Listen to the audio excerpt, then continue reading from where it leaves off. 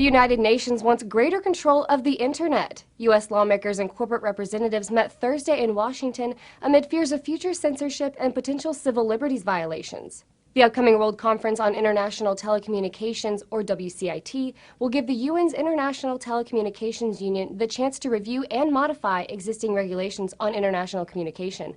CNET explains the widely held worry. That review has created an opening for countries with a weak appreciation of free speech and civil liberties, with Russia and China in the lead, to propose the UN establish a new information security regime. Digital Trends says following the conference, the ITU could more or less become the governing body for the internet.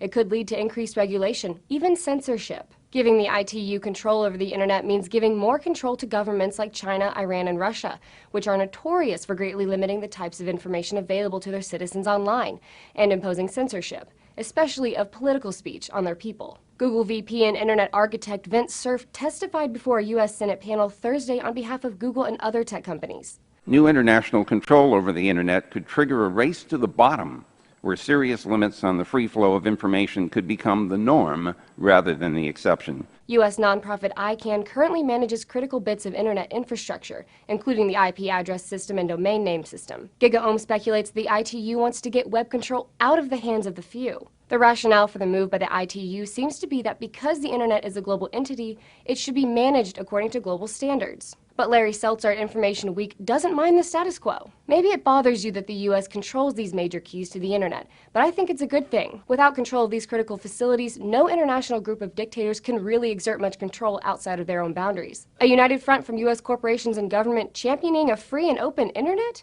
Geekosystem likes the change of pace. This is coming from people in the same legislative body in which SOPA had a fighting chance, and where CISPA was actually passed. It's worth noting. Nice of them to have come around. The World Conference on International Telecommunications will convene in Dubai in December. For Newsy, I'm Logan Tittle. Multiple sources, the real story.